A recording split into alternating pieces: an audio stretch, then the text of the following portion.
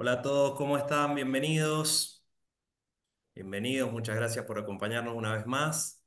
Vamos a esperar 2 minutitos mientras se van uniendo de a poco los participantes.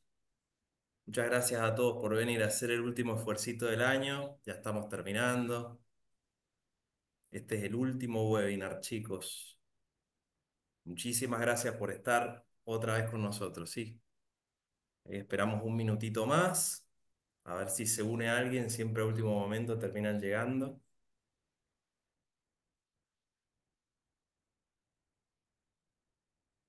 Perfecto, chicos. Bueno, chicos, ahí están llegando, ¿ves? Algunas personas. Bueno, chicos, vamos a arrancar. Me presento, mi nombre es Mariano Winghouse. Voy a acompañarlos hoy siendo el moderador de este nuevo webinar. Como les decía, ya estamos cerrando este año. Este es el último webinar que organizamos en 2024 y la verdad que hemos tenido una agenda muy variada, muy completa. Recibimos todo el tiempo comentarios de ustedes, de nuestro público, y les queremos contar que estamos súper agradecidos. Gracias a todo su apoyo, nuestra comunidad se ha vuelto mucho más fuerte durante este año. Eso nos impulsa a continuar, ¿no? Con esta tarea, con esta labor de seguir creando contenido valioso para toda la comunidad de recursos humanos. Antes de comenzar con la presentación, quería contarles un poquito acerca de nosotros. Gestión es una empresa que cuenta con más de 20 años de experiencia en la gestión de capital humano, trabajando con empresas de diferentes sectores y siendo además una empresa líder en la gestión. Contamos con varios servicios. El servicio más antiguo y uno de los más importantes es la encuesta de remuneraciones y beneficios. Hemos trabajado ya con más de 100 empresas de diferentes rubros, brindando datos precisos y actualizados sobre cómo se encuentran los salarios y los beneficios en diferentes sectores y posiciones. Los datos que recabamos de la encuesta son presentados en diferentes informes de manera anual, semestral y mensual. Y realizamos presentaciones también en distintos lugares del país. Este año tuvimos la suerte de estar en la región del NOA, en Salta, en Tucumán, también obviamente en el centro del país, en la provincia de Córdoba, donde nos recibieron, y estuvimos presentando este informe de expectativas. Y para el 2025 seguramente será un año en donde seguiremos presentes en todas estas regiones, con miras también a llegar a nuevos puntos del país, a Río Negro y a Neuquén, que son las nuevas comunidades que hemos estado conformando en redes sociales y WhatsApp. Eh, Así que, bueno, estén pendientes justamente a todo lo que subimos en las redes sociales, a todas nuestras actualizaciones, donde vamos informando todo lo que se viene. Rápidamente, no quiero quitarles demasiado tiempo, voy a presentar al auspiciante de este evento, el software Jam Capital Humano. Les dejamos a continuación un breve video que explica las funcionalidades del sistema, que dura simplemente un minuto. Vamos con el video.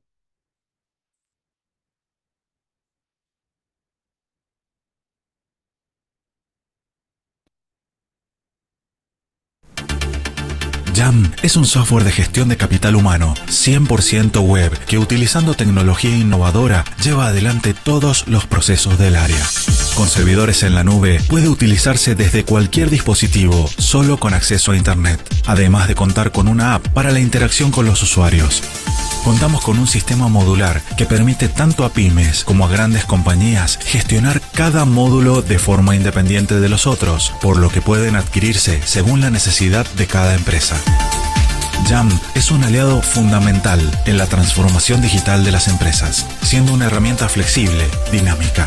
Al no requerir instalación de servidores en la empresa, Jam cuenta con una implementación muy simple. Contamos actualmente con 10 módulos adaptables a las necesidades de cada empresa. Administración de personal, control de asistencia, higiene y seguridad, salud ocupacional, gestión de desempeño, capacitaciones, encuestas de clima, gestión de talento, búsqueda y selección, estructura organizacional. Jam es la herramienta web por excelencia para gestionar el capital humano de tu organización, garantizando seguridad, velocidad de acceso a la información, generación de datos históricos y un proceso de reportes de alto nivel. Con Jam dejarás de perder el tiempo en tareas operativas para ganar mucho tiempo en funciones que agregan real valor a tu empresa.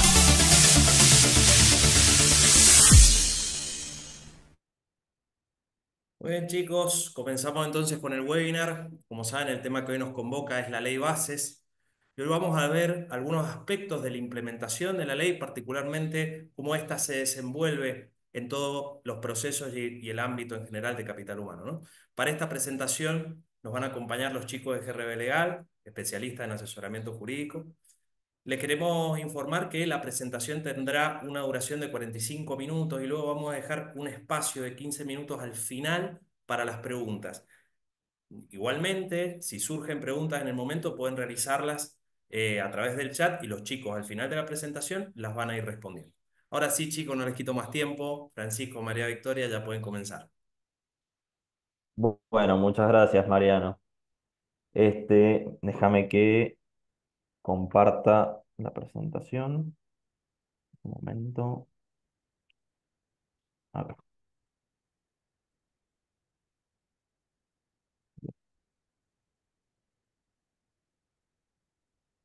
ahí no sé si pueden verla. Perfecto, yo por lo menos desde acá la vemos perfecto. Bueno, bueno, un gusto saludarnos. Ya Mariano hizo las presentaciones. Mi nombre es Francisco Panelli. Y bueno, el objeto de la charla es darles un pantallazo general a las modificaciones que han habido de la ley bases y bueno, una introducción adicional respecto al DNU 70 del 2023. Para bueno, comentarles las modificaciones más relevantes que ha tenido la legislación laboral y bueno, puedan estar al tanto y les sea más fácil en su día a día laboral tenerlas en cuenta que por ahí, hasta nosotros que somos abogados tenemos que estar constantemente revisando estas nuevas modificaciones. Así que bueno, vamos a empezar. Primero, bueno, lo que les comentaba, un comentario sobre el decreto de necesidad 70/23, que fue sancionado en los primeros días de que asumió la nueva gestión, en el cual se hizo también un cambio significativo a la legislación laboral, que bueno, que tenía modificaciones interesantes, pero que no quedaron incluidas dentro de la ley base, y que bueno, me pareció oportuno comentarlas porque seguramente alguno de ustedes ha querido revisar alguna norma por internet. Siempre la página de elección nuestra es Infolec, que ahí están todas las normas actualizadas, y van a ver que hay ciertos cambios en los cuales, si ustedes leen abajo, entre paréntesis, de una norma modificada, te va a decir cuál es la norma que lo modifica. Y van a ver que está efectivamente el decreto de necesidad 70/23, lo cual, bueno, por un lado, nos hace cuestionarnos cuál es la validez y la vigencia del decreto, considerando como, bueno, ustedes por ahí se han enterado, en los meses de enero y febrero, este, hubieron planteos por parte de la CGT, de la CTA, planteos, amparos para dejar sin efecto la reforma, por una serie de razones y cuestiones bueno, no nos vamos a adentrar, pero que en definitiva la Cámara Nacional del Trabajo de la ciudad, que está radicada en la ciudad de Buenos Aires, suspendió la aplicación completa del DNU laboral. Em, Ahí se presenta el interrogante, es primero, ¿qué competencia tiene la Cámara Nacional respecto a las demás jurisdicciones provinciales? No es un juzgado de instancia superior por ejemplo, nosotros somos en Mendoza, para las cámaras laborales mendocinas. Entonces, bueno, queda este planteo sobre si se encuentra suspendido o no y, y bueno, qué efecto tiene en las relaciones laborales, porque en definitiva hay ciertos cambios, les voy a nombrar algunos nada más, que son interesantes y que no fueron incluidos luego en la ley bases. Por ejemplo, uno muy principal, digamos, importante, la situación de las convenciones colectivas, que la modificación por el DNU lo que planteaba es que los convenios colectivos de trabajo dejaran de tener vigencia una vez venciera el plazo por el cual se habían establecido, eh, dejando a salvo ciertas cláusulas que se refieren como normativas que, digamos, regulan en forma general la relación laboral dentro de ese convenio. Pero también habían otras modificaciones, como era la situación de los servicios mínimos en servicios esenciales, como podían ser servicios hospitalarios, o lo que se denominaban las actividades de importancia trascendental, como podían ser transporte o producción de medicamentos, eh, o actividad portuaria que en definitiva eh, debían asegurar una prestación mínima de servicio eh, en caso de que hubiera alguna medida por parte de los sindicatos. Después, bueno, otras un poco más, esa digamos por el lado, no estrictamente la ley de contrato de trabajo, pero se incluían en el DNU. Y sí, otras dos que también me parecieron importantes para que las tengan en cuenta, porque en definitiva, si ahora lo buscan en la ley, en Infolec, las van a ver, es el tema de los reingresos de trabajadores que ya se habían desempeñado en alguna empresa. Este, ¿Qué sucedía con las indemnizaciones o los pagos que se hubieran hecho a ese trabajador? Por ejemplo, se lo despidió, se le abonó una indemnización y reingresa a trabajar y luego misma situación o alguna de las otras indemnizaciones, como puede ser por falta de trabajo o por cuestiones económicas. Ahí se daba una situación en la cual vos no se le podía, o mejor dicho, se le podía descontar lo ya abonado por la primera relación, por ejemplo, de indemnización por antigüedad, pero se computaba a valores históricos. Y bueno, claramente en el contexto que hemos tenido en los últimos años, una indemnización de 100.000 pesos 2 años después, 3 años después, no tiene para nada el mismo valor. Entonces lo que agregó el DNU en ese caso es que esos pagos, a los fines de contabilizarlo para luego indemnizar en el caso de la segunda relación laboral, es que se van a actualizar por índice de precio al consumidor más un porcentaje del 3% anual. Eso, digamos, está en la legislación, estaría vigente, pero bueno, surge este cuestionamiento respecto a de si se encuentra suspendido o no. Y lo mismo, otro punto que me pareció interesante es el tema de la posibilidad de los pagos en juicio, que habla que aquellas empresas que se encuentren dentro del régimen PYME, en caso de que existiese una sentencia judicial, pueden acogerse a un plan de pago que significa pagar la condena de esa sentencia hasta en 12 cuotas mensuales. Lo cual, bueno, significaría un alivio para aquellas empresas que se encuentran en esa situación. Pero bueno, nos deja la duda esta situación, por lo menos acá en Mendoza, consultando con algunas cámaras laborales. Para ellos sí se encuentra vigente, para alguna de las cámaras, sí se encontraría vigente el DNU. eh, por esto que les mencionaba, que el alcance de lo que pueda decir la Cámara Nacional, que está radicada en Buenos Aires, no afectaría lo que puedan decir las, las cámaras locales de Mendoza. Y hay una cuestión más respecto a que estos procesos colectivos que les mencioné de CGT y CTA contra el Poder Ejecutivo Nacional, para que tengan el alcance de proceso colectivo tienen que estar inscritos en un registro que la Corte Suprema lleva de este tipo de procesos, lo cual a la fecha no ha sucedido. Por esas dos razones, digamos, alguna de los comentarios que hay acá en Mendoza respecto a la validez o no del DNU se inclinan por afirmar que sí se encuentra vigente. Y en tal caso, bueno, podrían aplicarse ciertas de estas normativas que les mencioné, por ejemplo, el pago en juicio de las condenas hasta en 12 cuotas, o la situación de los reingresantes al trabajo que han sido despedidos o digamos, que entran en una segunda etapa, un segundo periodo a las empresas. Eh, Francisco, sí, discúlpame, ¿podríamos recordar el número de DNU, el nombre?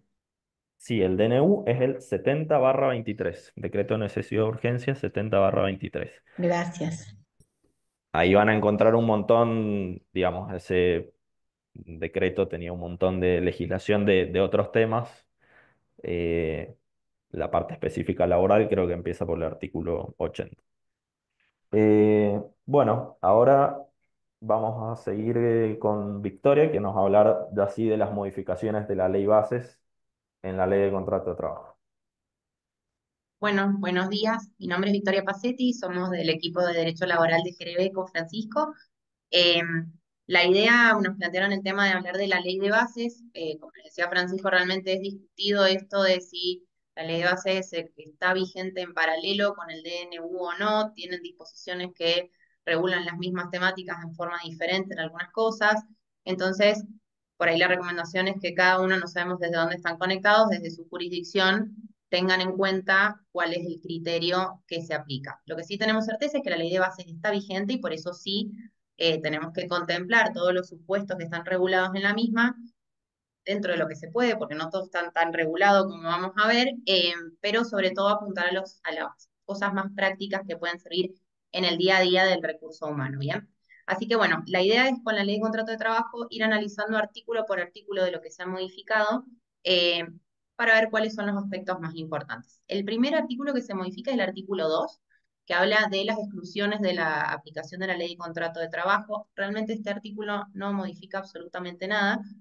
Como ustedes sabrán a lo mejor, los regímenes especiales, que es agentes del Estado, a servicio agrario, perdón, servicio doméstico y la regulación de todo lo que es agrario, queda excluido de la aplicación de la ley de contrato de trabajo. Lo único que hace la ley es agregar un inciso que dice que los contratos de origen civil se rigen por el Código Civil, lo cual es obvio.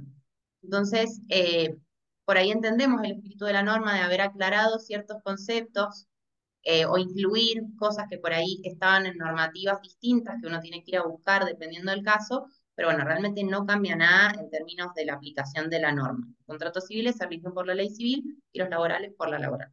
Listo. Así que ya pasamos al artículo 23.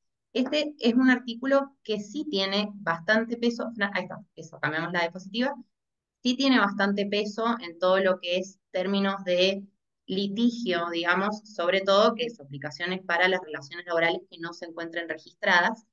¿Qué es lo que sucede acá? Se sostiene el texto original en la primera parte, que habla básicamente de que el hecho de que exista una prestación de servicios hace presumir la existencia de un contrato de trabajo.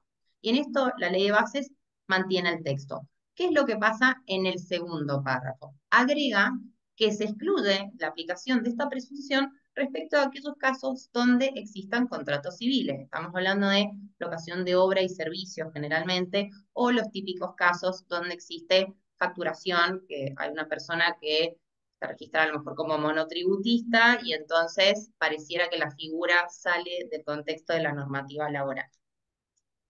Si bien se aclara esto que en el artículo original se aplicaba para todos los casos, esto pareciera ser un guiño para el sector empresarial por ahí o un alivio de que esta presunción no se aplique a determinados casos. Sin embargo, lo importante que les queremos resaltar es que esta norma ha sido modificada aisladamente dentro de un contexto de normas generales que tiene la ley de contrato de trabajo que amparan todo lo que es los derechos del trabajador y trata de evitar la situación de fraude. Entonces, si bien específicamente se ha aclarado dónde no se aplica la presunción del artículo 23, sigue vigente el artículo 14, ténganlo en cuenta, que habla precisamente de la existencia del fraude laboral para aquellos casos donde se utilizan figuras que no son del derecho laboral como modo de encubrir una verdadera relación.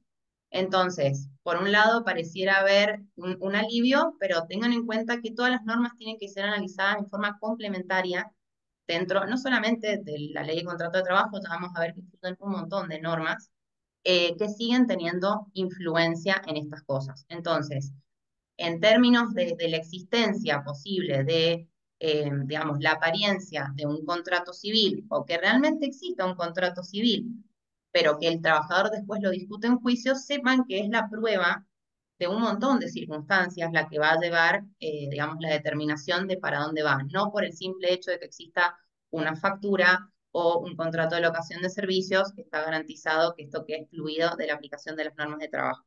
Bien, la reglamentación aclara independientemente que, o sea, que se aplicará este artículo independientemente de la cantidad de facturas o recibos emitidos. Bueno, no es muy trascendental, pero es para que lo tengan en cuenta. Obviamente, cuando hay supuestos de facturación, hay veces que hay gente que tiene 5 años de facturación constante con el mismo monto todos los meses, y hay gente que tiene facturación aislada. Bueno, todo eso obviamente pesa en juicio. Esto es lo que determina la norma. Sí estén atentos al artículo 14 que no dejó de existir. Bueno, después pasamos al 29, ¿bien? El artículo 29 habla de interposición o mediación, que es básicamente la tercerización. Acá es necesario hacer una aclaración que, si bien se ha modificado con la ley de bases únicamente el artículo 29, este artículo está en el marco de 3 artículos que tienen todos que ver con una situación de pluralidad de sujetos. Bien, nosotros estamos acostumbrados a la relación laboral base, tal vez que es un empleador y un trabajador, pero estos artículos que son el 29, 29 bis y el 30 están destinados a regular situaciones donde hay más de un sujeto del sector empresarial y un trabajador. Si bien todas estas circunstancias, las reguladas en los 3 artículos, se caracterizan por esa pluralidad de sujetos, los contratos son distintos. Entonces tengan en cuenta eso, que son para diferentes supuestos 29, 29 bis y 30. ¿Qué es lo importante respecto de la modificación del 30? Antes hacía una diferenciación específica entre un simple supuesto de tercerización, donde tenemos a lo mejor una empresa contratante y una empresa usuaria de los servicios que provee la primera, y por otro lado separaba los supuestos de las empresas de servicios eventuales. Tal vez estén al tanto que una empresa de servicios eventuales no puede ser cualquiera, no puede serlo por momentos sí, por momentos no. Es una empresa que está destinada a proveer ese tipo de servicios, que tiene que estar específicamente autorizada por el Ministerio de Trabajo para brindarlos. Y no solo eso, sino que sus contratos van a ser de tipo eventual y tienen que tener las características reales de ese tipo de contrato. O sea, cualquier contrato eventual que haya por ahí que no salió una empresa de servicios eventuales no va a ser válido, ¿bien? Con esas características. Entonces, el artículo originalmente establecía esta diferenciación como de una tercerización más simple y las empresas de servicios eventuales, y la distinción fundamental era quién es el empleador real para la ley de ese trabajador, ¿bien? En los servicios eventuales es la empresa contratante, mientras que es la usuaria en los supuestos de tercerización. Y luego establecía la solidaridad respecto de las obligaciones derivadas de ese contrato de trabajo respecto de las dos empresas. Cuando cambiamos al nuevo artículo, la mención de las empresas de servicios eventuales desaparece, por lo cual estas pasan a estar reguladas únicamente en el artículo 29 bis. Eso para que lo tengan en cuenta después. Y bueno, mantiene la solidaridad respecto de estas obligaciones. Así que básicamente el artículo 29 queda limitado a determinados supuestos, como pueden ser, por ejemplo, las empresas de recursos humanos, bien, empresas de colocación, lo que normalmente se conoce. Pero bueno, esos serían los grandes cambios, digamos, perdón, me faltó una parte fundamental, que lo que cambia básicamente, así como distingue quién es el empleador en el artículo 29 original, ahora dice que será el empleador o titular de esa relación quien registre al trabajador. Van a ver que a lo largo de toda la ley de bases se cambia el énfasis del enfoque que ha habido hasta ahora en la ley de contrato de trabajo, que siempre fue que prime la realidad por ahí del trabajador, y pasa a hacerse un hincapié mayor en lo que es estrictamente registración. Así que a eso es a donde apunta toda la norma. Bien, pero bueno, esa es la diferencia básica en el artículo 29. Pasemos al 92 bis. ¿Estamos? Bueno, el periodo de prueba no requiere mucha profundización. Lo único que se encuentra vigente al día de la fecha es que el periodo de prueba se amplió de lo que originalmente conocemos 3 a 6 meses. Existe la posibilidad de que luego entre el sector empresario y el sector gremial lleguen a un acuerdo por convenio colectivo de ampliar este periodo, como lo dice la norma, dependiendo del número de trabajadores hasta donde se podría ampliar, pero lo cierto es que no hay nada hasta el momento. Quedan 6 meses y la reglamentación enfatiza el hecho de que esta ampliación del periodo se da a partir de la vigencia de la norma, que es del 9 de julio del 2024. No es más que eso, los efectos del periodo de prueba son los mismos, o sea, la posibilidad de despedir al trabajador sin expresión de causa y sin la indemnización que corresponde al artículo 245, ¿bien? Pero es simplemente eso. Bueno, luego pasamos al 136. Este artículo tiene relación un poco con lo que hablamos del 29. Yo en las filminas les he dejado, después ustedes si pueden ir viendo detalladamente. Hay cambios ínfimos que parecen ser sutiles en cuanto a la redacción del artículo. El primer cambio que vamos a notar es que el texto original, ahí como lo ven, dice sin perjuicio de lo dispuesto en los artículos 29 y 30 de esta ley. Es decir, que la norma original remitía en su aplicación a esos dos supuestos de pluralidad de sujetos, los de tercerización y los del 30, que estamos hablando ya de subcontratación, cesión del establecimiento, supuestos diferentes, ¿bien? Digamos, esa oración se elimina y se cambian los términos. Se cambia el término empleador principal, pasa a ser empresa. Entonces, del análisis de los cambios que después ustedes pueden leer tranquilamente, la deducción es que este artículo, el 136, queda limitado a los supuestos del artículo 30. Ya no se aplica más al artículo 29. ¿Bien? Pero bueno, lo importante acá es un artículo que originalmente estableció la posibilidad que tenía el trabajador de pedirle a la empresa principal o empleador principal, dependiendo de los términos que usáramos del nuevo o el viejo, que se le abonen cualquier rubro derivado de la relación laboral que le estuviera adeudando el intermediario, ¿bien? Entonces, el empleador principal o empresa principal tiene la facultad de retener los pagos que debería hacerle a estos subcontratistas, tal vez, o quienes prestan los servicios, y pagar los rubros derivados de la relación laboral que tenga el trabajador. El nuevo artículo por ahí es un poco más específico, incluye la palabra indemnizaciones, pero realmente la verdad es que todo lo que derive del vínculo laboral queda cubierto. Y la misma facultad queda respecto de todo lo que son pagos a la seguridad social. Hay una diferencia sustancial entre el artículo viejo y el nuevo, en que el artículo viejo otorgaba la facultad de retención respecto de todo lo que debiera pagarse en concepto de seguridad social, incluso cuando no existiera deuda respecto de esos valores.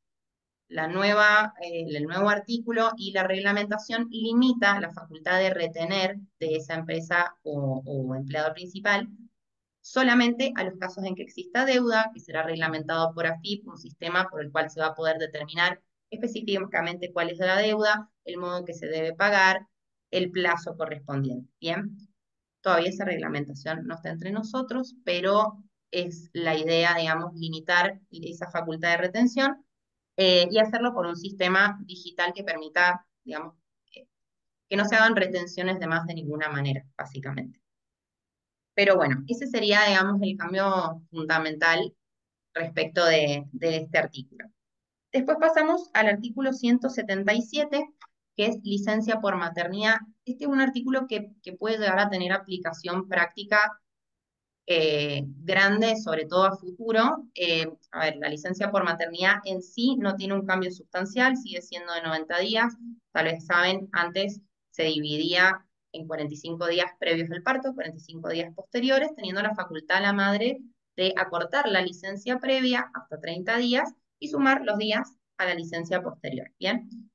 La realidad es que en la práctica, dependiendo de las empresas, ustedes lo deben haber visto, hay más o menos flexibilidad terminaba siendo que por ahí, si la empresa era más rígida, cumplía con los términos de ley, y si no, le facilitaba a la mamá la posibilidad de acomodar los días de acuerdo a cómo se sintiera y su situación.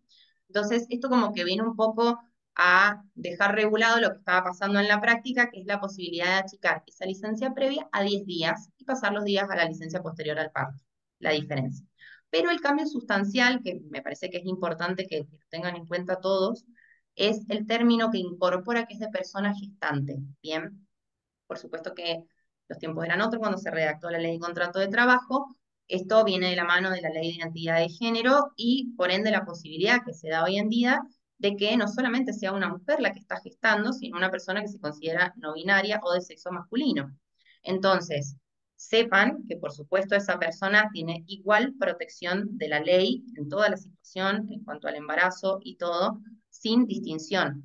Esto por ahí parece obvio, pero a veces no es tan obvio, a veces genera duda, digamos, en qué hacemos, no es mujer, qué hago con la licencia. Bueno, tengan en cuenta que esto abre la puerta a equiparar las situaciones independientemente del género, y resulta importante porque es algo que se va a ver de ahora en adelante mucho, tal vez cada día más.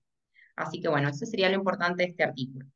Y después pasamos al despido con causa. Este es súper importante. A ver, tenemos el despido con causa original, que ustedes como saben, se justifica en una causal subjetiva, que es el incumplimiento de alguna de las obligaciones del trabajador dentro de su contrato, que sea de tal gravedad que impide que el vínculo siga adelante y entonces se lo despide con causa. Bien, esta era la causal subjetiva original, que probablemente algunos de ustedes hayan tenido situaciones judicializadas de esto o no. Lo cierto es que el empleador puede invocar una causal, la que le parezca suficiente o no, y va a terminar siendo el juez quien determine si esa causal realmente existió o no, de acuerdo a la prueba, y si es suficiente como para justificar la sanción que viene de la mano de eso, que es la finalización del vínculo.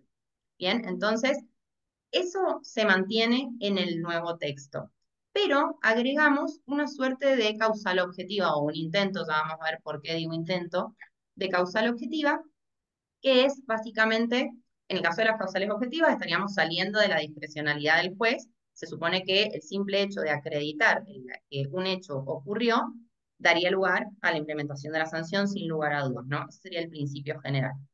Estamos hablando de una causal que es la participación en bloqueos. Fran, si querés pasar a la otra, ahí estamos.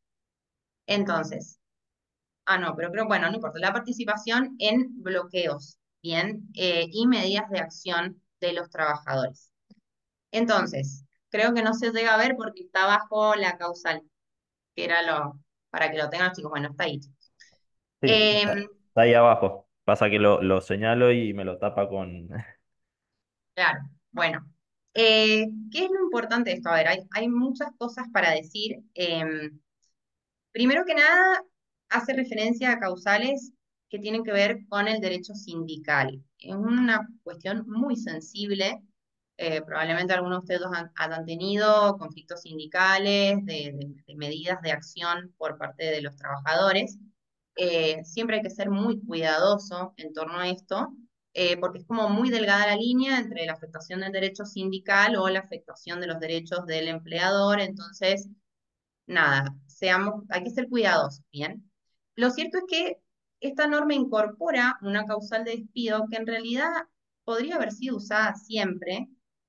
Lo que pasa es que hoy queda expresa dentro de la norma. A ver, el derecho sindical tiene un montón de normas específicas. Van a ver que yo después le he hecho referencia a que por ahí indagan en la normativa de la OIT, pero todo lo que es derecho sindical desde un comienzo prohíbe y torna ilegítimas las medidas que tengan las características de lo que vamos a ver. ¿Qué les quiero decir? Esto no es innovador. Esto estaba regulado desde siempre. Una medida que tuviera las características que hoy pone la ley adentro del texto de la ley de contrato de trabajo, siempre hubiera sido una medida ilegítima y hubiera dado lugar a sanciones. Sanciones también incluso al organismo sindical, bien, que lo organiza. Entonces, realmente no es innovador, solo que hoy se introduce como una causal directa de despido. Veamos cada uno de los casos. Acá lo que queremos transmitirles es que ustedes sean cuidadosos porque es algo nuevo, digamos, en términos de esta posibilidad tan estricta de dar causal de despido. Y es muy amplia la casuística que se puede dar, entonces ustedes van a tener que analizar muy en detalle qué es lo que está pasando para ver si encuadra o no encuadra, porque, a ver, el hecho de que esto ustedes puedan evaluarlo correctamente va a determinar si realmente el despido está bien configurado o no, que es lo que buscan, y no tener que pagar una indemnización atrás de eso. Entonces, por ejemplo, el inciso A habla de la afectación a la libertad de trabajo de quienes no adhieran. Es absolutamente abstracto eso. ¿Qué implica afectar la libertad de trabajo? Que yo te impida que trabajes un rato, todo el día, te moleste, o sea, queda realmente a libre interpretación eso. Después hay algunos hechos más concretos, eh, como puede ser la obstrucción total o parcial al ingreso o egreso de las personas o cosas, y por supuesto la comisión de algún daño en personas o en cosas. Bien, entonces, dentro de los requisitos para que esto proceda, hay un principio general que la norma establece que se debe, previo al despido, intimar al trabajador a que cese en esa actividad. Y ustedes se preguntarán cómo, y nosotros también. La verdad es que no, yo por lo menos no he visto casos hasta el momento de hablar sobre todas estas modificaciones. En general, con los colegas llegamos a la conclusión de que debería ser una intimación fehaciente por medio de un notario, pero ustedes imagínense que estamos hablando de algo que está ocurriendo en el momento. No es que son 3 días a lo mejor y les da tiempo a ustedes mandar una carta documento para que le llegue dentro de 2 días al trabajador.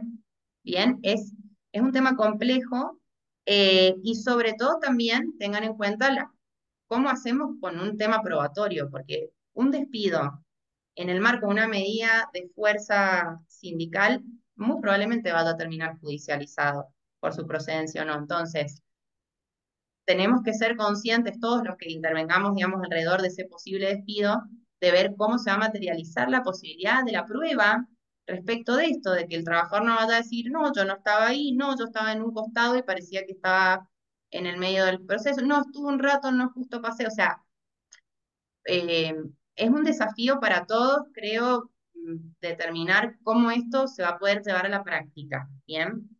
Y por supuesto que se verán de todo, se verá todo en juicio, ¿bien? Pero bueno, eso es importante, tengan en cuenta lo que les digo por ahí de complementar en estos temas con normas de origen internacional, como todo lo que tiene que ver con la OIT. Bueno, y después pasamos al despido discriminatorio. Es una situación similar. El despido discriminatorio no es algo que no estuviera, digamos, contemplado por la norma. Hoy se incorpora directamente a la ley de contrato de trabajo y trae características que lo van a distinguir precisamente de cómo se venía tratando el tema en jurisprudencia. Acá lo primero que tenemos que saber es que existe la ley de discriminación, que es la base, digamos, de todo esto, aparte de normas de carácter internacional, convenciones, todo, que regulan esto desde siempre. O sea, no es que ahora no se puede despedir por un acto discriminatorio, ¿no? Entonces, bueno, esto estaba regulado antes por la norma, la ley de discriminación argentina es bastante genérica, pero desde el 2010, con un fallo concreto, quedó determinado que podía ser de aplicación a las relaciones laborales. Entonces, a partir de ahí nace una jurisprudencia que siguió el mismo camino, donde, ¿qué es lo que se hacía? Primero que nada, la ley de discriminación lo que busca es que es cesar en el acto discriminatorio. Entonces, eso traducido a un ámbito laboral, donde la persona había sido despedida, terminaba en una reincorporación de esta persona, dejando nulo ese despido que se había acusado. A su vez, permitía los reclamos con indemnizaciones por daño moral, por esa situación discriminatoria, lo cual obviamente el daño moral es algo estrictamente de apreciación judicial, podían ser reclamos más chicos o mucho más grandes, uno no puede tarifar de ninguna manera un daño moral. Entonces, era un peligro. Y también se había determinado por jurisprudencia que, siendo el acto discriminatorio algo súper difícil de probar, tenía que ser el trabajador quien diera los indicios suficientes para poder probar esa situación discriminatoria o marcar un camino, pero lo definitivo era que el empleador tenía que poder acreditar que esa situación de discriminación se dio, que esa situación de despido, perdón, se dio por un hecho distinto. O sea, poder justificar el despido por fuera de todos los indicios que hay. Bueno, la norma viene a traer, digamos, contemplar la misma situación de despidos discriminatorios, pero con efectos diferentes. Entonces, primero que nada, tenemos que ver que si bien hay una enunciación grande de, digamos, las opciones de discriminación que podrían darse, es meramente enunciativo. Esto no quiere decir que quede limitado solamente a esos supuestos. Les reitero, hay muchas normas que protegen eventuales situaciones de discriminación, entonces no va a quedar con esto acá. Eh, sí aclara que la prueba es a cargo de quien invoca la causa, y esto va en contra de lo que les acabo de explicar que había marcado la jurisprudencia. ¿Hasta dónde el trabajador va a poder probar una situación de discriminación? Y bueno, es dudoso, dependerá del caso, por supuesto, pero el que ya le tenga la carga de la prueba es importante. Lo que sí, obviamente tengan en cuenta que hay una jurisprudencia de años atrás de esto.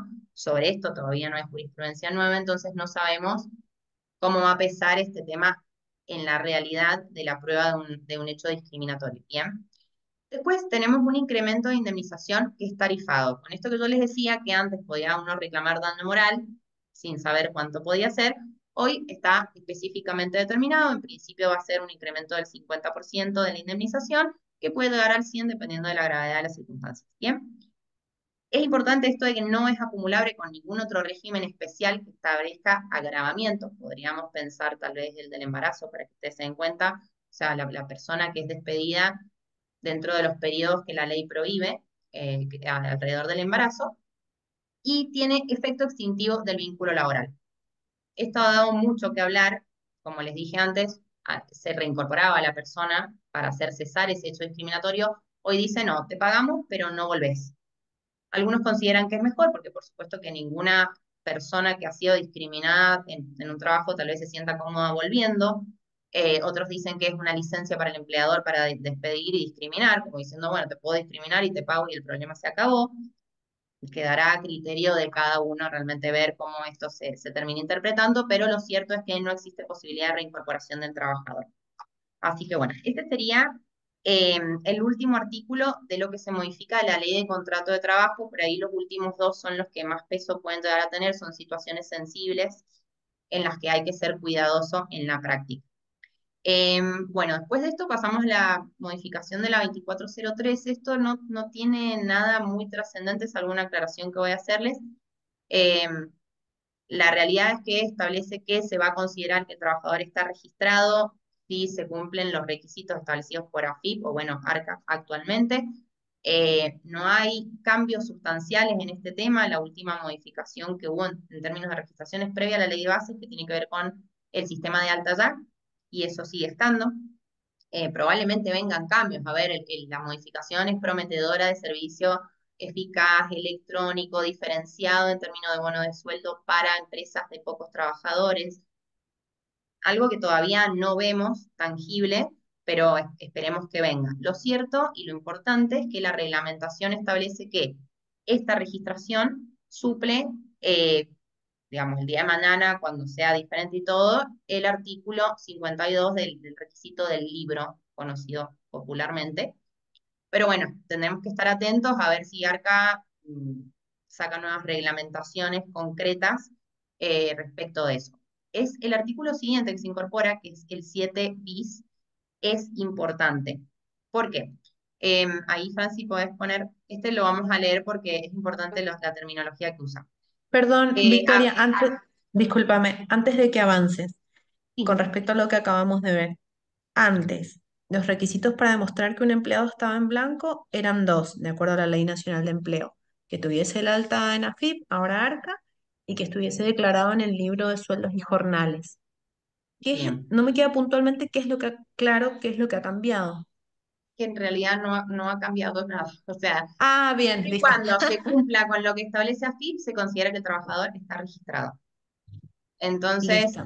no, ni hablar de que teniendo esas dos cosas, consideren que está acreditado el vínculo, o sea, la registración del vínculo.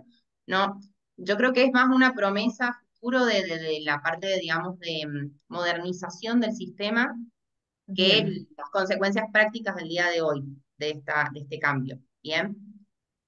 No sé Puede si eso venir quizá por el lado del libro de sueldos digital, que ahora directamente lo rubrica ARCA, a lo mejor por ahí viene. Claro, pero esos son cambios que ya estaban proyectados hace mucho, o sea, no es algo Sí, innovador que haya traído la ley de base, ¿no?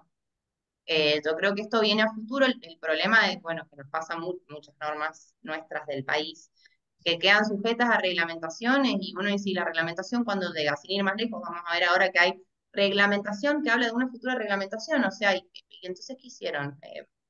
Bueno, nada, estas son críticas, no sé si tan constructivas, pero la verdad es que uno por ahí dice, no termina siendo ni práctico ni tiene sentido que busca la modificación porque queda en el aire, queda en un limbo, ni hablar si nos vamos al DNU, lo que explicaba Francisco, o sea, bien, bien, gracias, sí, porque pero bueno, con eso queda acreditada la registración, eso no hay duda. puntualmente es lo que solicitan cuando tenés una inspección laboral de los organismos de Claro, Contralor.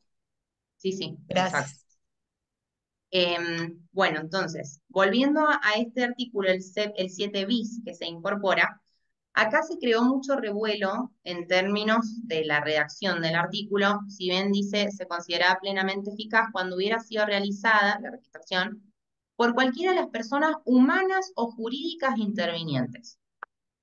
Ya que mezcle humanas con jurídicas, bueno, y habla de una pluralidad de sujetos. Entonces, esto dio mucho que hablar hasta la reglamentación porque mucha parte de la doctrina consideraba que esto habilitaba de cierta forma al trabajador a denunciar su propio vínculo y registrarlo. O sea, como una suerte de justicia por mano propia, donde el trabajador que está sin registración va a ir y se registra solo. Bueno, esto quedó aclarado que no, por medio de la reglamentación. Esa pluralidad de sujetos está hablando específicamente de aquellos supuestos que hemos hablado donde hay más de un representante del sector empresarial por subcontratación o por intermediación, por cualquiera de esos supuestos, ¿bien? Acá lo dice, podrán ser los empleadores, como así también las terceras empresas usuarias a las que se les proporcione esta prestación, ¿bien? Así que, digamos, esa duda eliminada.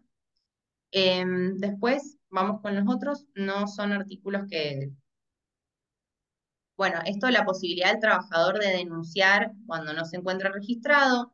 Si leen detenidamente el artículo, da una serie de posibilidades que hoy en día ya no están, o sea, no es que no están. Digo, antes, por ejemplo, en el marco de la ley 24013 y las multas que se regulaban, el trabajador podía hacer su denuncia a la FIP por medio de un telegrama gratuito. Bueno, ese inciso del telegrama gratuito para la denuncia FIP de las multas ha sido específicamente derogado, entonces ni siquiera tiene ya esa viabilidad. Podría hacerlo tal vez esa denuncia pagándolo, digamos. Pero bueno, eliminado. Esto va a depender de una reglamentación que al día de hoy no existe. Eso no quiere decir que el trabajador no pueda seguir emplazando a su, que el trabajador pueda seguir emplazando a su empleador, perdón, eh, para denunciar cualquier circunstancia irregular en el contrato de trabajo. Pero esto también queda a la espera de futuras regulaciones. Y nos queda uno más. Ah, no, dos más. Bueno, esto de la sentencia firme ya estaba. Tengan en cuenta que si tienen algún, digamos, reclamo judicializado, en caso de que la sentencia quede firme y reconozca que el vínculo no estaba registrado, va a dar aviso a los organismos correspondientes para la recaudación de todo aquello que no se ha abonado en tiempo y forma. Acá establece los días hábiles y todo, pero bueno, no es una norma que no estuviera, estaba regulado en una norma aparte. Y por último, si nos queda una cuestión menor. Esto no, pero no quiero dejar de decírselo. Cuando los trabajadores hayan estado sin la registración correspondiente, conforme a la ley de contrato de trabajo, pero hubieran estado cuadrados en algún sistema por el cual estuvieron incorporando de cierta manera aportes a la seguridad social, esos aportes realizados se van a computar, por supuesto, por el plazo de la relación que se esté denunciando y que ha sido determinada en la sentencia firme, se van a computar a los fines de la deuda y descontarse, digamos, ese aporte. Bien. Y bueno, y ahora sí pasamos al último, es un cambio muy sutil el que se hace en la última. Vico, Sí, no, que ahí en lo que estás diciendo vos, lo que estás explicando, para ejemplificarlo, si por ejemplo, digamos, se tenía un empleado facturando dentro del monotributo, todo lo que se haya aportado a la seguridad social dentro del monotributo se restaría de esta obligación de que podría reclamar los organismos de la seguridad social luego de que haya una sentencia. exacto. Así como lo dice Fran. Y bueno, después este último artículo es mínimamente es un cambio sutil, saca la palabra laboral. Lo importante del cambio es lo que está en negrita en la filmina, que tiene que ver con lo que habrán escuchado como desregulación del sistema de obras sociales. Antes, este mismo artículo establecía Sistema Nacional de Salud correspondiente a el sindicato, digamos, que cubriera la actividad, y hoy es correspondiente al sistema de salud elegido por el trabajador. Bien, entonces, sepan, digamos, que está esta normativa, tal vez estén al tanto o no de esta nueva posibilidad, porque también, digamos, tienen que llenar formularios y todo para el cambio de la obra social que tal vez el empleador tramitó desde un comienzo. Pero bueno, no es más que ese cambio sutil que tiene que ver con esta nueva posibilidad del trabajador de elegir libremente dónde quiere tener la cobertura. Bien, así que bueno. Y por último, de mi presentación, esto de las derogaciones. No voy a profundizar sobre cada una de las derogaciones, yo les dejo en las filminas cada uno de los supuestos, pero bueno, en general la mayoría de estas derogaciones tienen que ver con sanciones, multas, incrementos indemnizatorios, pueden darle distinto nombre dependiendo de qué postura, digamos, se enrolen realmente, pero comúnmente llamadas las multas. En general lo que se ha derogado son sanciones que establecían las diferentes normas sobre los incumplimientos diversos que puede tener el empleador en el contrato de trabajo. Por supuesto que en general tenían que ver con falta de registración, defecto en la registración, pero también se incluían ahí la falta de entrega del certificado de trabajo, la falta de pago de aportes y contribuciones. Entonces, toda esta normativa ha sido derogada. Acá vamos a conectar con Fran porque es un tema que saca, digamos, muchos subtemas que pueden ocurrir. Lo que a mí me interesa que ustedes tengan, digamos, como consciente es que por un lado, si bien la norma deroga estas sanciones, la realidad es que es muy probable que si tienen reclamos de los trabajadores puedan plantear, esto no quiere decir que prospere o no, y veremos, digamos, en el curso de la justicia, de lo que viene para adelante, cómo evoluciona este tema, pero muy probablemente los trabajadores planteen o la inaplicabilidad de la ley de bases o la inconstitucionalidad, pidiendo que en consecuencia se vuelva al sistema de multas. ¿Bien? Y eso quedará a decisión del juez, al planteo del trabajador, a lo que ustedes contesten, etcétera. Y también abre la puerta de aquellos que digan, ok, no planteo la inconstitucionalidad, la ley de base me sacó esta opción, pero eso no quiere decir que el trabajador no se las rebusque entonces para buscar un incremento en lo que se le debe pagar por otras vías. Y acá aparece lo que se llama reparación integral, que es el derecho civil, está regulado también y amparado en la Constitución de que ninguna persona tiene por qué ser danada, y entonces abre la puerta a que aquellos trabajadores que, digamos, que dejen ir o se resignen respecto de las multas, busquen un incremento reclamando todos los daños derivados de la situación que hayan vivido. Supónganse falta de registración y todo lo que viene con eso, falta de obra social, falta de aportes para su jubilación del futuro, un montón de cosas. Por supuesto que esto se irá viendo, dependerá del caso. Es importante saber que no es un reclamo simple, por así decirlo. De cierta forma, las indemnizaciones tarifadas eran fáciles porque uno decía, bueno, si pasa A, corresponde B. Y listo, y uno sabía cuánto era B. En un reclamo de origen civil no sabemos cuál es el monto que nos pueden llegar a reclamar, todo en el marco del derecho laboral, ¿no? Por más que los daños estén regulados en el derecho civil.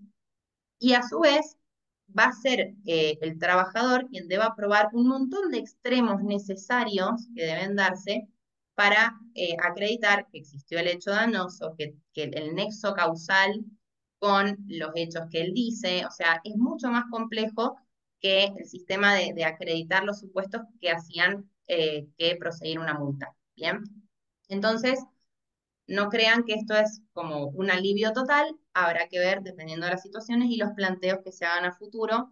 Por supuesto que se irá marcando jurisprudencia también en todos estos temas, pero es para que estén atentos de que no es que con las multas terminó todo, ¿bien? Así que bueno, ahora Fran les va a comentar un poco el tema de la aplicación de cómo hacemos el tiempo, digamos, con estas derogaciones de multa. Así Ujú. que da paso la palabra y cualquier cosita después hablamos de las dudas que tengan respecto de esta parte. Bueno, gracias, Vico.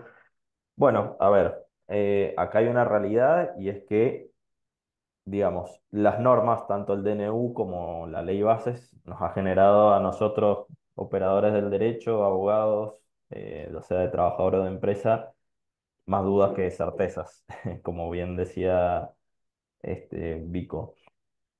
Acá, digamos, planteo varios interrogantes, los cuales no tengo respuesta, tengo respuestas parciales que les puedo brindar respecto a en qué momento aplicamos o respecto a qué situaciones jurídicas o relaciones o vínculos laborales se aplican las derogaciones de la multa. Porque, ¿qué sucede en un juicio que ya se encontraba en trámite desde el año 2023, previo a la sanción del DNU?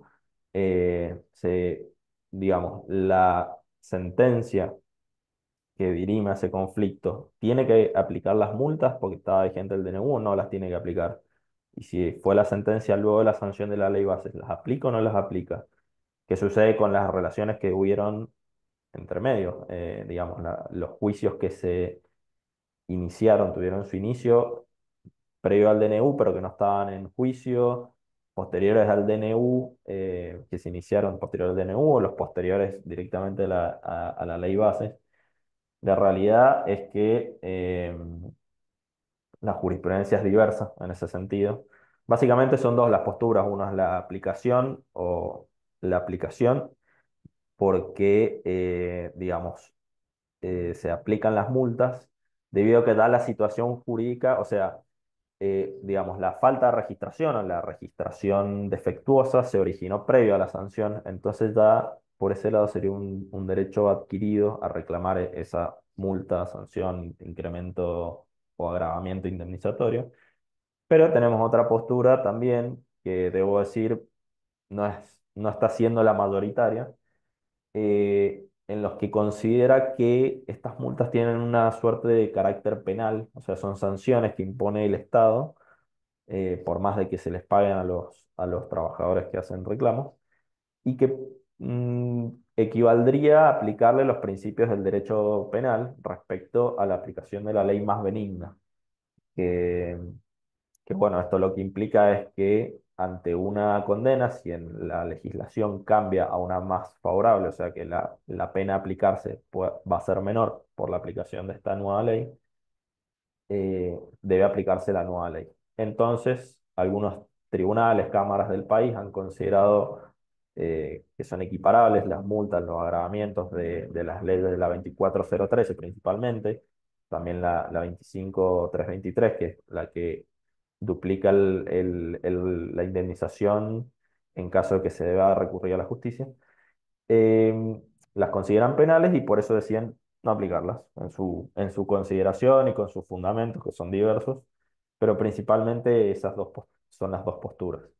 La realidad es que a la fecha no tenemos una definición más concreta, ya sea por los tribunales superiores de cada provincia o directamente por la Corte Suprema de Justicia. Así que en ese sentido todavía está pendiente de resolución definitiva. Pero bueno, dependerá de qué lado se encuentren, cómo lo plantean, si, digamos, en general, bueno, por ahí son las empresas quienes, al tener situaciones de empleados sin registrar y hay reclamos, bueno, claramente van a, van a optar por plantearle por la validez y la aplicación de digamos, de las derogaciones, o sea, la inexistencia de la multa porque ya está derogada. Bueno, eso respecto al último tema, y dado que, bueno, no, ya estamos casi en horario, voy a pasar directamente, y si hago tiempo después les comento. Me quedaban tres puntos por hablar. Uno era la situación del trabajador independiente, los sistemas de cese laboral, que son digamos, son dos legislaciones o normativas nuevas, pero voy a hablar primero del régimen de promoción de empleo registrado. Es conocido más usualmente como blanqueo, que bueno, justo a la fecha que estamos dando esta charla quedan poquitos días para poder adherirse, es hasta el 24 de diciembre, y resulta solo aplicable para las relaciones laborales previas a la promulgación de la ley bases, que esto fue el 5 de julio del 2024, y aplica a aquellas relaciones o que no estuviesen declaradas o que estuviesen registradas deficientemente, ya sea por categoría o por una remuneración menor. Eh, lo importante es que esas relaciones tienen que estar vigentes para poder acceder al blanqueo, o sea, a hoy día y hasta la finalización del blanqueo, el 24 de diciembre, tienen que mantenerse las relaciones, por lo menos. Eh, y acceder al blanqueo, a este régimen de regularización, lo que permite es la condonación de deuda por la falta de pago de los aportes y las contribuciones a la seguridad social.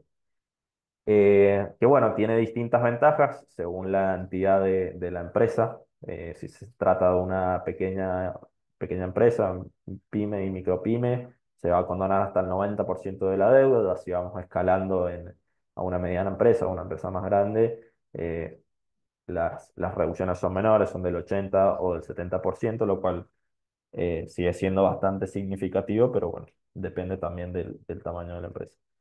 ¿Y qué aportes incluye o o qué subsistemas incluye esta condonación de deuda? Bueno, todo lo que es al régimen previsional, al CIPA, lo que es jubilaciones, régimen de obras sociales, Fondo Nacional de Empleo, asignaciones familiares. Y también se condona totalmente aquellos aportes y contribuciones que debieron ir a obras sociales y a las asociaciones de riesgo de trabajo, a las ART.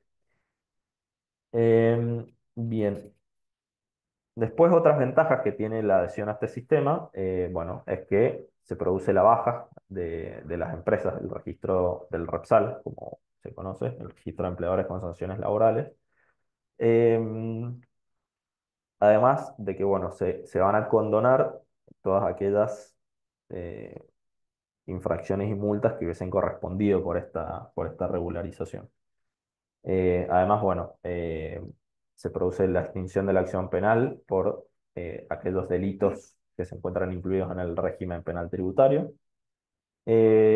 Y además existe algunas facilidades más para el pago digamos, de la deuda no condonada, que sería esta que se hubiese generado desde la promulgación de la ley el 5 de julio hasta el 24 de diciembre, que, bueno, en caso de pagarse en contado, se ofrece hasta un 50% adicional eh, de reducción, o se puede plantear la posibilidad de un plan de pago con una tasa de interés reducida, pero bueno, correspondiente a la que aplica el Banco de la Nación Argentina para operaciones comerciales. Dependerá del caso, eso, bueno, se tiene que ver en concreto y con gente de ARCA, con los inspectores, que bueno, que son los que colaboran también en el blanqueo, digamos, en poder realizar esta adhesión. Pero bueno, también hay alguna ventaja para los trabajadores que van a poder computar meses de aporte por la regularización de su vínculo laboral, hasta 60 meses o el plazo menor que se haya regularizado. Esto, bueno, le da, eh, ¿cómo decir? Suma tiempo de servicio para luego acceder a la jubilación, a la prestación básica universal en caso de que no acceda a la jubilación, al fondo o a la prestación por desempleo, dado el caso, etcétera. Em, y bueno, a ver, para considerar el monto que debe aportarse, se tiene en cuenta el salario mínimo vital y móvil, no el salario que hubiese percibido, salvo el caso en el que la registración fuese deficiente, o sea, que se hubiese registrado un sueldo menor al que le correspondía. Si se está blanqueando esa diferencia, se debe pagar sobre esa diferencia. Bueno, y lo último respecto al blanqueo es que, bueno, adherido a este régimen, ARCA lo que va a hacer es una abstención de determinar la deuda de oficio, determinar lo que hubieses debido en caso que te adhiera, y también se abstiene de aplicar nuevas sanciones eh, por estas infracciones. Así que bueno, eso lamentablemente quedan poquitos días para adherirse al blanqueo, así que en caso de que no lo hayan hecho, la verdad que la reducción es considerable de las multas y sanciones. Y, y bueno, bueno, eso respecto a ese tema, les voy a hablar brevemente para así ya terminar y pasar a las preguntas que puedan tener. Dos comentarios respecto a esto que habrán escuchado sobre el trabajador independiente. Em, Básicamente, lo que se ha buscado es que se lo denomina trabajador independiente a quien es el principal en este nuevo tipo de relación, y trabajadores colaboradores a quien digamos, de quienes se ayuda para llevar su emprendimiento, digamos.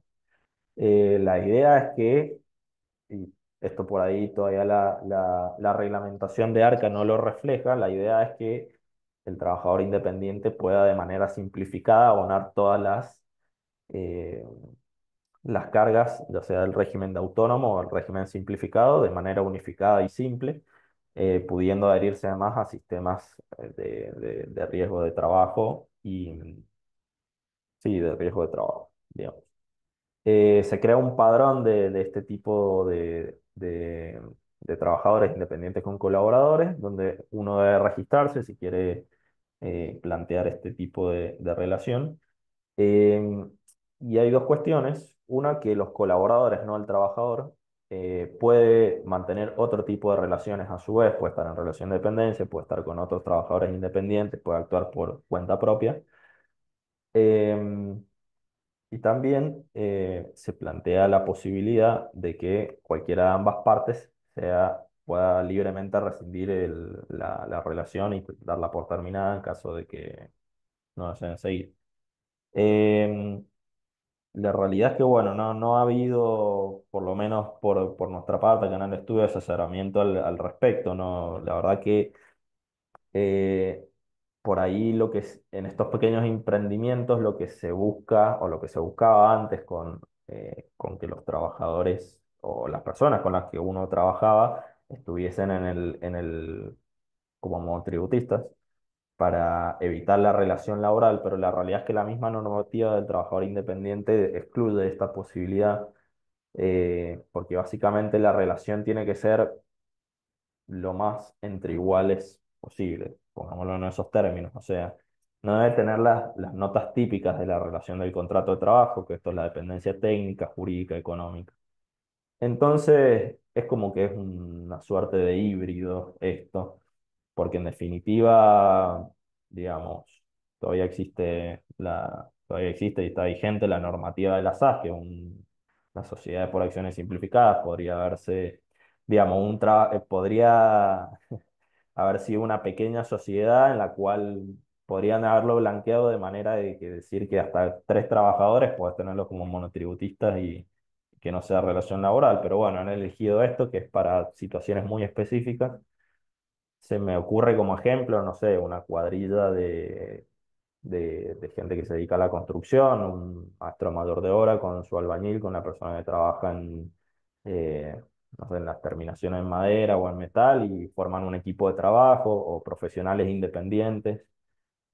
Puede ser un estudio de contadores que están todos dentro de este sistema, pero digamos, en cada caso podrían estar individualmente dentro de un régimen simplificado y no sería lo mismo. Así que es una figura extraña.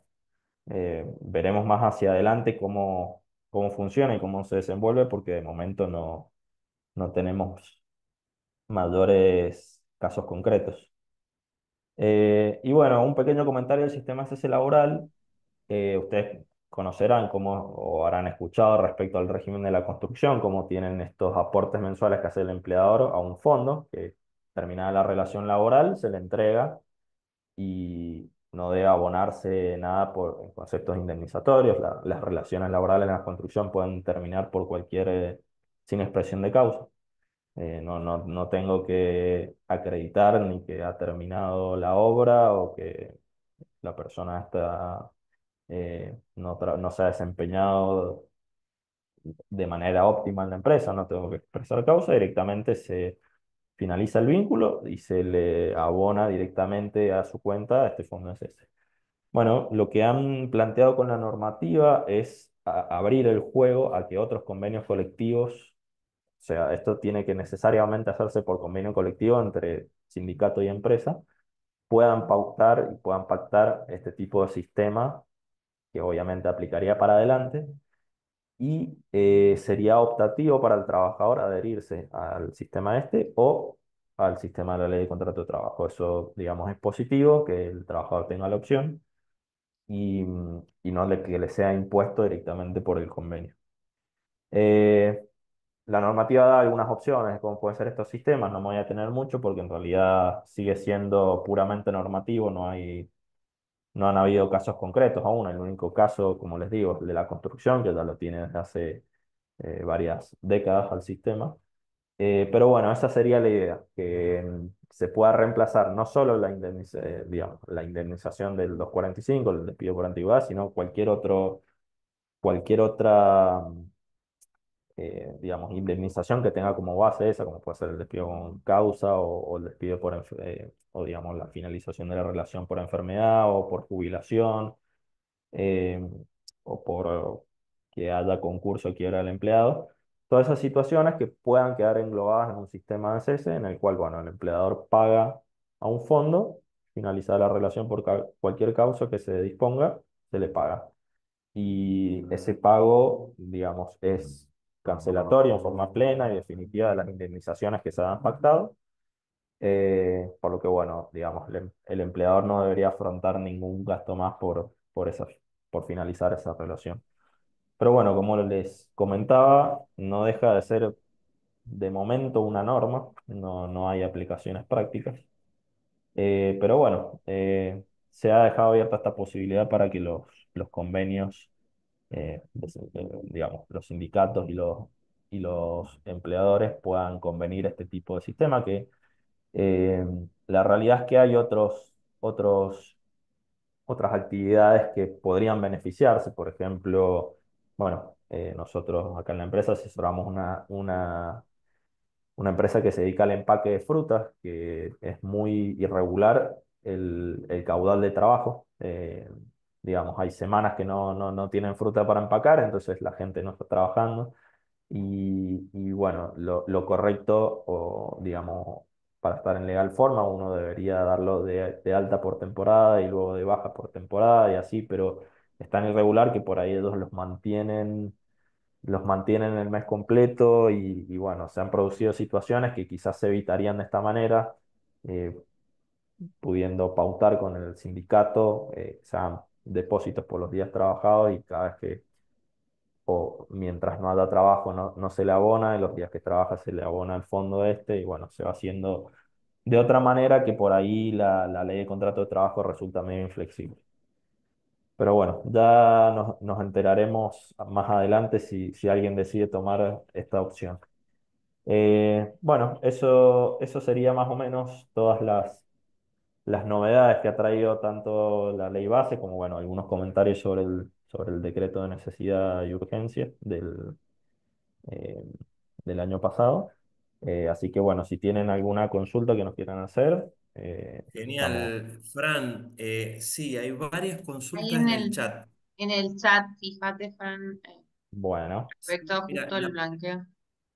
la primera, justo estabas hablando del régimen simplificado. Acá hay una sí, pregunta muy breve que dices que si se refiere a monotributistas. exactamente, sí, régimen simplificado es a los monotributistas. El régimen de autónomo, el régimen general es el usual y el simplificado es monotributista. Bien. Hay otra pregunta que dice, ¿qué opinión tienen al respecto de las relaciones vigentes al momento de la sanción de la nueva ley? ¿Pueden los empleados reclamar la imposición de multas aun cuando hayan sido derogadas? A ver, no encuentro acá. Bien, ¿qué opinión de las relaciones vigentes? Bueno, lo estamos discutiendo con Victoria, porque bueno, ella opina, bueno, ya le voy a dar, le voy a dejar que ella dé su opinión. Para mí, obviamente esto es discutible y la justicia va a ser quien lo defina.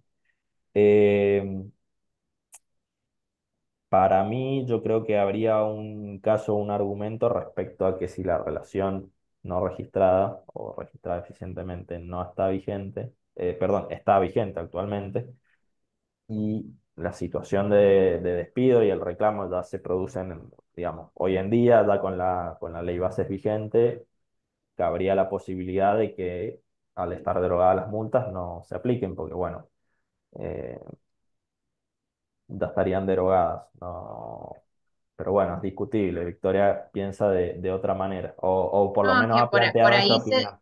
claro, es que también por ahí se tiene en cuenta decir, bueno, si la sanción corresponde ante una determinada comisión de un hecho, no tiene que ver ya con el hecho del posterior reclamo y qué pasó después, sino que quedó configurado, por así decirlo, en el momento de la comisión.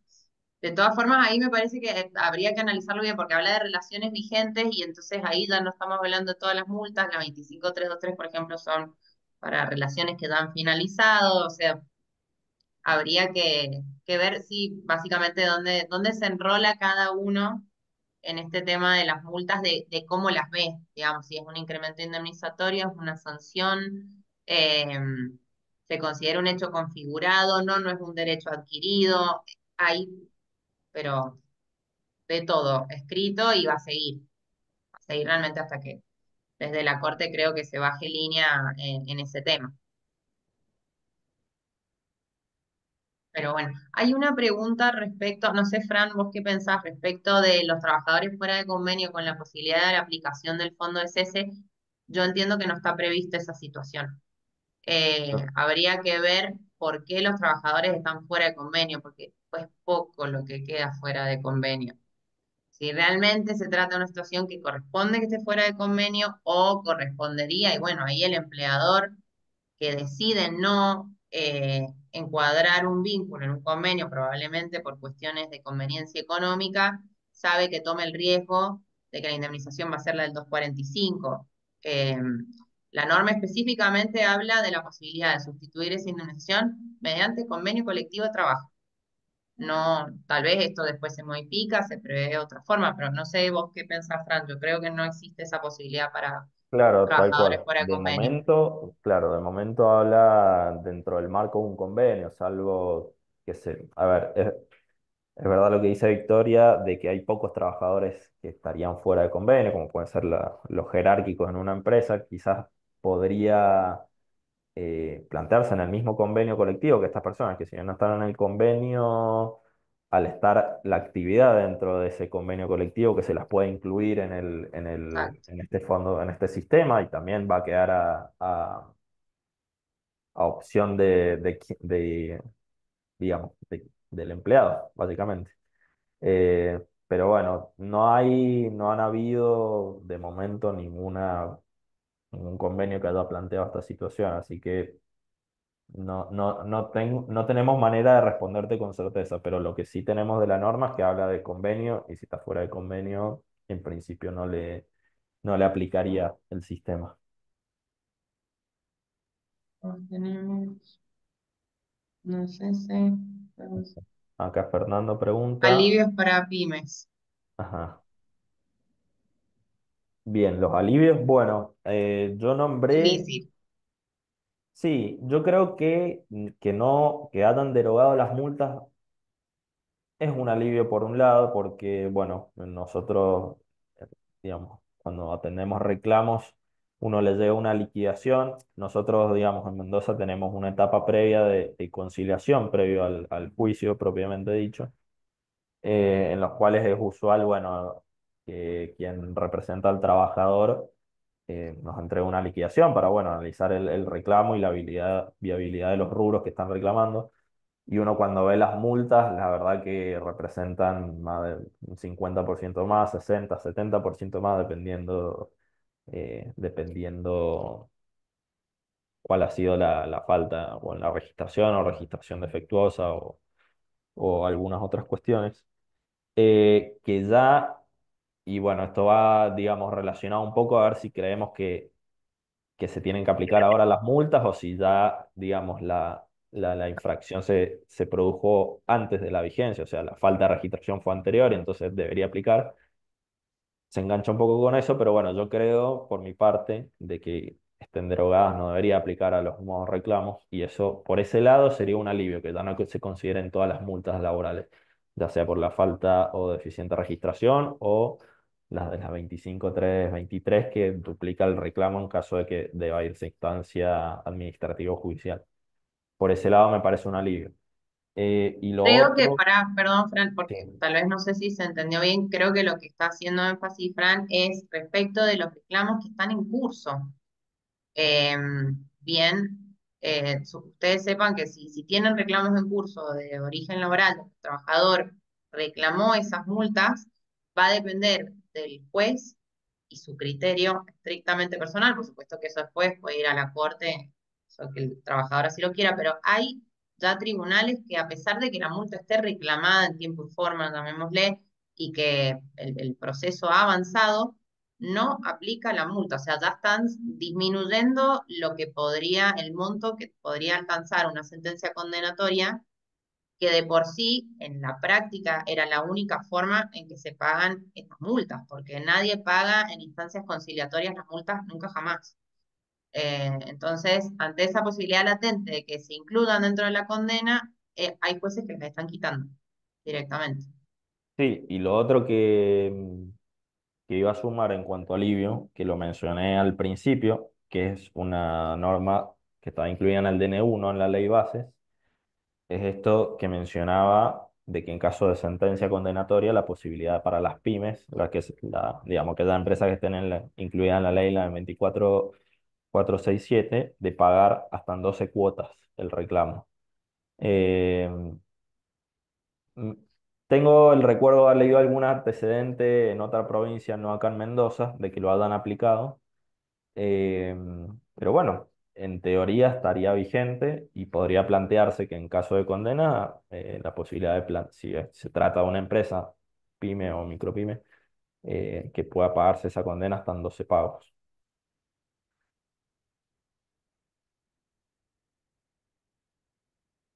Perdón, Eh, estoy dando una consulta del periodo de prueba.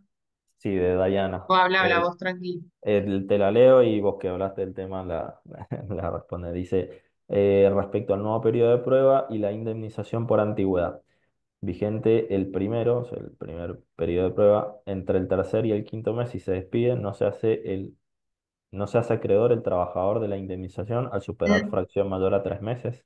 No, no, eso habría que interpretarlo en forma, eh, digamos, conjunta la norma, si bien es verdad que el 245 no ha sido modificado en esto de la fracción mayor a 3 meses, el periodo de prueba ha sido específicamente modificado y contiene concretamente, o sea, es expreso al decir que habilita la posibilidad de despido sin expresión de causa, sin que se haga acreedor de la indemnización del artículo 245. Así que, si bien es cierto que la norma ha quedado contradictoria, pero bueno, es un poco lo que hablábamos con Fran antes y se los traemos para que ustedes también por ahí puedan verlo.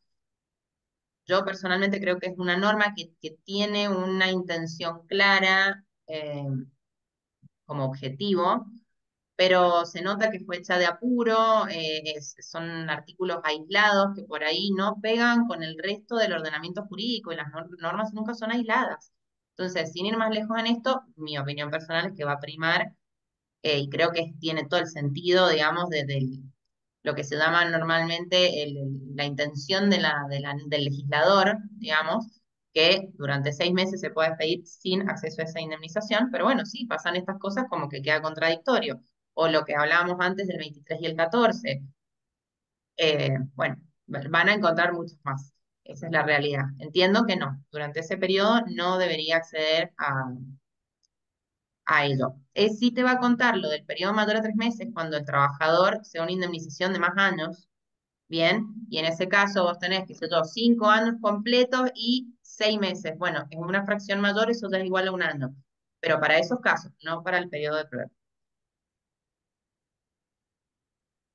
Y después, Bueno, no sé creo que si no hay hay, más. no, no, no hay Ah, más, no hay más Creo que no preguntas. quedan más dudas, chicos. Bueno, ya nos han dejado varios, pero tuvimos un montón de conectados. La verdad, les agradecemos a GRB, impecables. Fran, Victoria, impecables, muy claros. Bueno, en los mismos comentarios el público lo ha expresado.